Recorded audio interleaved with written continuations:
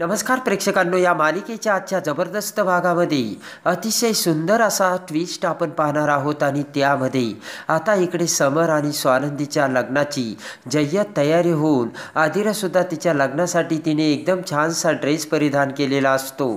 आणि इकडे आता समर आणि स्वानंदीसुद्धा आता त्यांचा तो डान्स बघू लागतात. तर आदिरा एकदम सुंदर अशी डान्स करत असते आणि समर स्वानंदी दोघेही तिच्याकडे बघत आता खुश होऊन हसू लागतात. आणि त्याच वेळेस आता तो ज्वेलरीमधला माणूस आता अर्पिता आणि तिच्या मावशीकडे आलेला असतो. पटकन अर्पिता आता मलिकाला फोन लावते आणि म्हणते की मम्मा, तो ज्वेलरीमधला माणूस आला आहे, बोल त्यांच्यासोबत. तर अर्पिता आता त्या माणसाकडे फोन देते आणि आता अर्पिताने तो फोन स्पीकरवर टाकलेला असतो. तो माणूस आता मलिकाला नमस्कार करतो.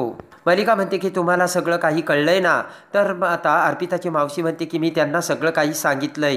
मलिका म्हणते की निलिमा, हे बघ, काही जरी झालं तरी हा प्लान फसता कामा नाही. आणि त्यानंतर आता मलिका त्या माणसाला म्हणते की हे बघा, कुठल्या क्षणी तुम्हाला आतमध्ये यायचंय आणि आमच्या अस्मिताशी काय बोलायचं ते तुम्हाला कळलंय ना? आणि हवं तर तुम्ही अर्पिताबरोबर परत एकदा बोलून घ्या. मलिका म्हणते की हे बघा, मला तुमच्या बाजूने त्यावेळेस तिथे बोलता येणार नाही आणि कदाचित मला तुमच्यावर रागवावं देखील लागणार आहे. तो माणूस म्हणतो ठीक आहे. आणि अर्पिता म्हणते की मॉम, तू काही काळजी करू नकोस, तुझा हुकमी यक्का यावेळेस मी वाया जाऊ देणार नाही.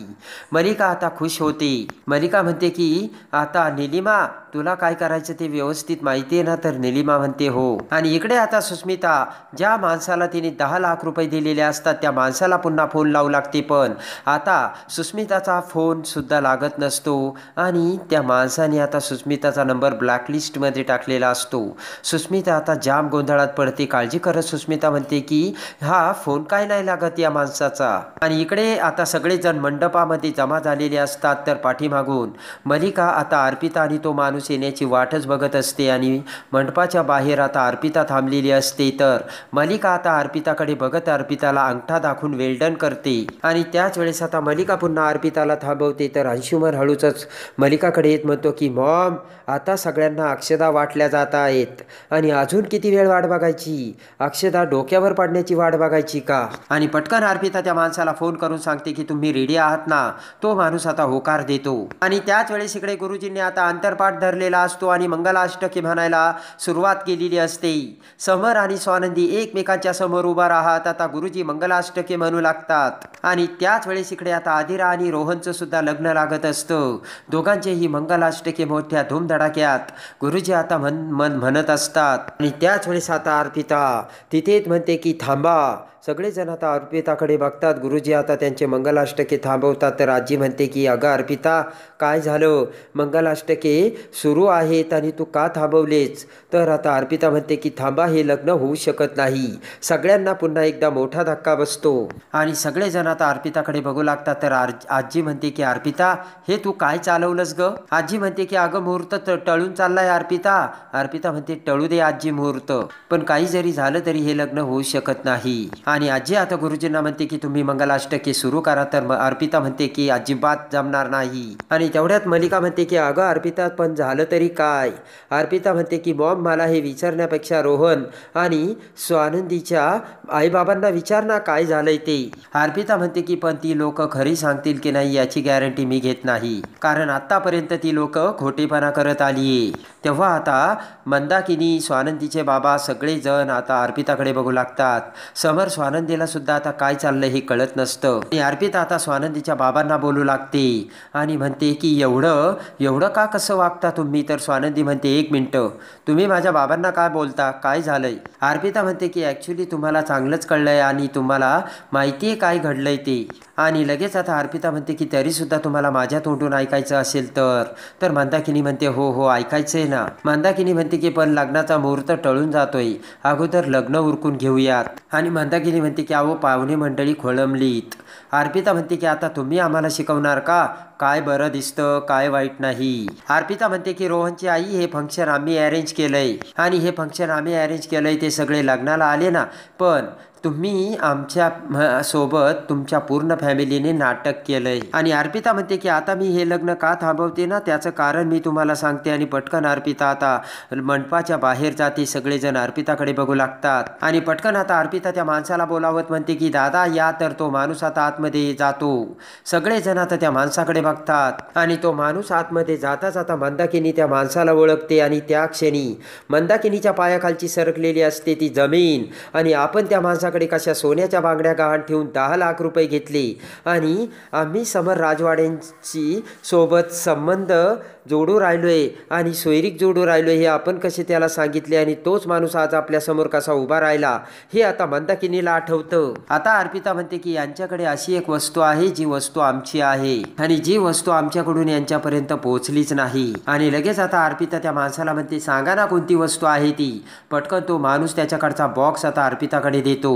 आणि लगेच आता अर्पिता त्या बांगड्या आता आजीकडे देते. आजी त्या बांगड्या बघते आणि त्यावरून हात फिरवत आजी पुन्हा त्या बांगड्या आता अर्पिताकडे देते. आणि अर्पिता त्या सोन्याच्या बांगड्या आता सगळ्यांना दाखवते. आणि पटकन अर्पिता त्या बांगड्या आता त्या माणसाकडे देते आणि म्हणते दादा आता सांगा सगळ्यांना. तो माणूस म्हणतो की या बांगड्या राजवाड्यांच्या आहेत. ते ऐकता सगळ्यांना मोठा धक्का बसतो. आणि या बांगड्या या मुलीच्या आई आमच्याकडे गहाण ठेवायला आल्या होत्या असे तो माणूस बोलतो. आणि मी त्या बांगड्या ठेवून घेतल्या आणि त्या बदल्यात मी त्यांना पैसे दिले असे तो माणूस सांगतो.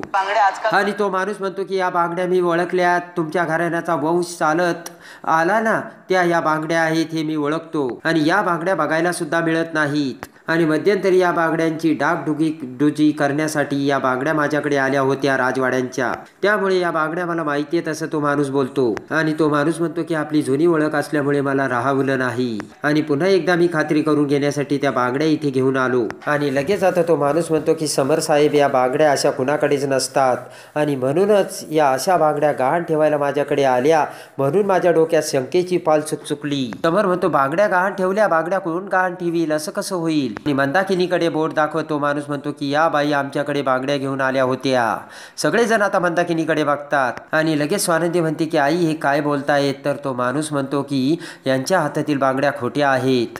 तो माणूस म्हणतो की माझ्यावर जर विश्वास नसेल तर मी स्वतः त्या बांगड्या बघू शकतो का. तर मंदाकिनी म्हणते की खऱ्या आहेत त्या बांगड्या. तर लगेच स्वानंदीचे बाबा म्हणतात मंदाकिनी 1 मिनिट थांब. स्वानंदीचे बाबा म्हणतात की तुम्ही बांगड्या चेक करू शकता. आणि लगेच तो माणूस ठीक आहे असे म्हणत स्वानंदीच्या बांगड्या बघतो आणि आजीला म्हणतो की आजी या बांगड्या खोट्या आहेत. लगेच तो माणूस म्हणतो की अहो बाजारात मिळणाऱ्या आणि साध्या धातूपासून बनवलेल्या खोट्या बांगड्या आहेत ह्या. आणि त्याच वेळेस मंदाकिनी आता तिचे डोळे झाकते. आणि या राजवाडे घराण्याच्या परंपरागत चालत आलेल्या बांगड्या नसल्याचे तो माणूस सांगतो. मलिका म्हणते की म्हणजे या बाईने या बांगड्या तुमच्याकडे गहाण ठेवल्या हे कसं शक्य आहे. मलिका म्हणते की या अशा सासरकडे दिलेल्या बांगड्या कुठली आई गहाण ठेवेल सांगा बरं तुम्ही. मलिका म्हणते की अहो असं करताय काय. आमचे ते व्याही आहेत. मलिका म्हणते तुमची काहीतरी गडबड होते. तर तो माणूस म्हणतो नाही मॅडम या बांगड्या यांनीच गहाण टाकल्यात आणि त्या बदल्यात भरपूर पैसे त्या घेऊन गेल्यात. मलिका म्हणते की वाटेल ते बोलू नका. तोंडाला येईल ते आरोप करताय तुम्ही आणि आमच्या व्याही आहेत त्या. तो माणूस म्हणतो की नाही मॅडम अहो मी खरं बोलतोय. अहो तुमचीच मौल्यवान वस्तू तुम्हाला परत मिळावी म्हणून मी प्रयत्न करतोय. पटकन आता अर्पिता पुढे स्वानंदीला म्हणते स्वानंदी तुझ्या हातातील बांगडी दे. स्वानंदी तिच्या हातातील बांगडी देताच अर्पिता ती बांगडी आपल्या हाताने वाकवते. आणि एक एक करून सगळ्या बांगड्या वाकवताच आता समरला मलिकाला सगळ्यात मोठा धक्का बसतो. आणि अर्पिता म्हणते बघितलं का किती तकलादू बांगडी आहे ती. ते बघताच आता मंदाकिनी स्वानंदीच्या बाबांना मोठा धक्का बसतो. आणि आपल्या ज्वेलरचा यावर मार्क पण नाहीये. आता मंदाकिनी त्या माणसासमोर येत म्हणते की मला सांगा मी तुमच्याकडे कधी आली होती आणि मी ह्या बांगड्या का गहाण ठेवेन. तेव्हा आता मंदाकिनी म्हणते का खोटं बोलताय तुम्ही. तो माणूस म्हणतो की मॅडम मी कशाला खोटं बोलू. तसे ही राजवाडे आमचे जुने कस्टमर आहेत आणि गेल्या 3 पिढ्यांपासून ते आमच्याकडूनच दागिने घेतात आणि या बांगड्यांवर आमच्या पिढीचा मार्क सुद्धा आहे. मंदाकिनी म्हणते की पण मी आणली कशावरून. तो माणूस म्हणतो तुमचं नाव मंदाकिनी सरपोतदार ना. तर मंदाकिनी म्हणते हो. तेव्हा तो माणूस म्हणतो की तुमच्या नावाची रिसिप्ट माझ्याजवळ आहे. आता ती ऐकून मंदाकिनीचा थरकाप उडतो. आणि यांनी स्वतः मला सांगितलं आम्ही राजवाड्यांचे व्यायी होणार आहोत आणि त्यांना अर्जंट पैशाची गरज होती. आणि आता CCTV फुटेज मधून मंदाकिनीने त्या बांगड्या त्या माणसाजवळ गहाण ठेवल्या आणि त्या बदल्यात 10 लाख रुपये घेतले. याचा व्हिडिओ आता तो माणूस सगळ्यांना दाखवतो आणि तो व्हिडिओ बघताच आता सगळ्यांना मोठा धक्का बसलेला असतो. आणि मंदाकिनीला मलिकाने पाडलेलं असतं तोंडावर आणि तो मोबाईल आता रोहनकडे देताच आता रोहन तो व्हिडिओ बघतो. त्यामध्ये मंदाकिनी स्वतः त्या बांगड्या त्या माणसाकडे देत असल्याचे त्या व्हिडिओमध्ये दिसते आणि आता समर सुद्धा तो व्हिडिओ बघतो आणि तो व्हिडिओ बघता क्षणी समर आता मंदाकिनीकडे बघतो तर आजीला खूप वाईट वाटलेलं असतं आणि स्वानंदी देखील आता तो व्हिडिओ बघते आणि स्वानंदी तो व्हिडिओ बघून आता मंदाकिनीकडे बघते. स्वानंदीला खूप वाईट वाटतं आणि पटकन आता स्वानंदीचे बाबा देखील तो व्हिडिओ बघतात आणि पटकन आता मंदाकिनी मल्लिकाला म्हणते की व्याहीनबाई जरा येता का इकडे तुम्ही. तर आता मंदाकिनी मल्लिका आता आजीकडे बघते आणि म्हणते की आई त्या जरा घाबरल्यात मी येते त्यांच्याकडे जाऊन. आणि मंदाकिनी आता मल्लिका समोर येते तर मंदाकिनी म्हणते की व्याहीनबाई हे काय झालं हे इथे कसे आले आणि सगळ्यांच्या समोर आता मला वाचवा. आणि मंदाकिनी म्हणते की मी आता तोंडावर पडेल माझ्यावरती कृपा करा. मंदाकिनी म्हणते की ही आयडिया तुम्हीच दिली होती ना हो. तर मल्लिका म्हणते अहो काय बोलताय तुम्ही. आणि मल्लिका म्हणते की अहो तुम्हाला गरजच होती ना पैशाची आणि मान्य आहे की तुम्ही समरकडे पैसे मागितले होते. आणि मल्लिका म्हणते की त्याने पैसे दिलेही होते आणि बघितलं ना त्याने तुम्हाला पैसे सुद्धा दिले होते. किती मोठ्या मानाचा आहे आमचा समर. आणि मल्लिका म्हणते की पण या बांगड्या सुद्धा तुम्ही गहाण ठेवलात. मल्लिका म्हणते की अहो हा साधा दागिना नाहीये. मल्लिका म्हणते की या आमच्या घराण्याच्या बांगड्या आहेत आणि या कुणीच घातलेल्या नाहीये. या पिढ्यानपिढ्या चालत आलेल्या रूढी परंपरेच्या बांगड्या आहेत. कळतंय का तुम्हाला. अशी मंदाकिनीकडे बघत मल्लिका बोलते. मंदाकिनी जाम घाबरते. मल्लिका म्हणते की अहो त्या माऊलीचा विचार करा आमच्या आईचा विचार करा त्यांच्या मनाला काय वाटलं असेल आणि या बांगड्या तुम्ही गहाण ठेवल्या. आणि आता मल्लिकाचा खरा चेहरा मंदाकिनी समोर आलेला असतो. दाबून मोठा डाव खेळून मल्लिकाने हे सगळं केल्याचे मंदाकिनीच्या लक्षात येते. मल्लिका म्हणते की या बांगड्या गहाण ठेवताना तुम्हाला काहीच कसं वाटलं नाही हो. आणि मल्लिका म्हणते की खरंच या बांगड्या तुम्ही गहाण ठेवल्या ना मला मोठा शॉक बसला. मंदाकिनी म्हणते की अहो हे काय बोलताय तुम्ही. तर आता मल्लिका म्हणते बोलण्यासारखं काही उरलंय का. आणि लगेच आता मंदाकिनी कडे बघत मल्लिका म्हणते की देवा हा दिवस तरी कशाला दाखवला आम्हाला. अंशुमन आता आजीकडे येतो आणि म्हणतो की आजी तू वाईट वाटून घेऊ नकोस. आपल्या घराण्याची जी वस्तू आहे ना ती आपल्याकडे परत आली. आणि अंशुमन आता त्या बाबाचे आभार मानतो आणि इकडे मंदाकिनीला खूप वाईट वाटतं. अंशुमन म्हणतो की आजी बघितलं का अजून सुद्धा वेळ गेलेली नाहीये बघ हे लोक कसे वागतात ते. आणि अर्पिता म्हणते की मला वाटतं हा रोहनचा अगोदरपासूनच प्लान असेल मोठ्या बहिणीच्या लग्नासाठी अडून राहायचं आणि मग समर राजवाड्यांसोबत आपल्या बहिणीचं लग्न लावायचं आणि मग यांचे हात तर स्वर्गालाच लागले. आणि अर्पिता म्हणते की आदिराला तर यांनी वेळ लावून ठेवलंच आहे. आणि लगेच आता अर्पिता म्हणते की आजी तू जे वागतेस आणि जे बघतेस ना तेवढी साधी माणसे नाहीयेत ही. तेवढ्यात पुढे येत आता आदिरा म्हणते की अगं अर्पिता तू हे काय बोलतेस. अर्पिता म्हणते की आदिरा मी आता तुझं काही एक ऐकणार नाहीये. अर्पिता म्हणते तू किती काही जरी सांगितलं तरी या माणसावरती आता माझा विश्वास राहिला नाही आणि बसणारही नाही. आणि अर्पिता म्हणते की तूच जरा आठव ना कोणकोणत्या मार्गाने यांनी आपल्याकडे पैसे मागितलेत. आणि अर्पिता म्हणते की तू जर सांगितलं असतं ना समर तुला जर हा विश्वासच बसला नसता. समर म्हणतो अर्पिता बस उगाच सगळ्या फॅमिलीवर आरोप करत बसू नकोस. आणि आता समर म्हणतो की रोहनची आई तुम्ही आता काहीतरी बोला.